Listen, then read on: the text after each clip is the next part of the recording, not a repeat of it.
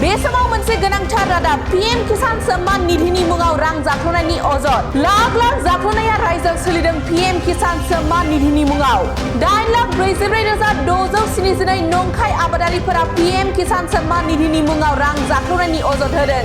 नंगौ पीएम किसान सम्मान निधिनि मुङाव 8,44,672 नंखाय आबादारिफोरा रां जागासिनो दं होननानै गोख्रों अजद होदों।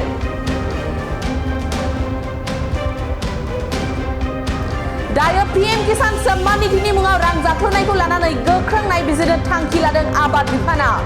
मख'नो गोनांदि मिरु सरकारा आबादारिफोरखौ मान होनानै जागायदोंमोन पीएम किसान सम्मान निधि बिथांखिखौ।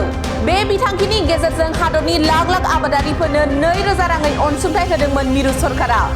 दासिमाव 17 खेब 2,000 राङै आबादारिफोरनो रांनि अनसुंथाइखौ होनाय जाबाय। नाथाय आबादारिफोरनि बे अनसुंथाइखौ नंखायै मुलाम्फा लादों माखासे खाबु फलानफोरा। नंगौ रायजोनि जिल्लाफोराव माखासे नंखाय आबादारिफोरा सोलो बाहायनानै बेनि अनसुंथाइखौ लागासिनो दङ। जायनि जाहोनाव मोननांगौ आबादारिफोरा पीएम किसान सम्मान निधि बिथांखिनि रांखौ मोननो हायाखै।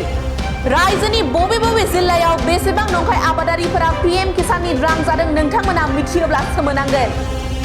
बरपेटायाव 2,03,839 नंखाय आबादारि, नगाव जिल्लायाव 1,10,000निबो बांसिन नंखाय आबादारि, बाक्सायाव 30,600 नंखाय आबादारि, गुबुन फारसेथिं क'क्राझाराव 20,000नि बांसिन नंखाय आबादारि आरो धुबरी जिल्लायाव 86,310 नंखाय पीएम किसाननि रांखौ जाख्ल'गासिनो दङ।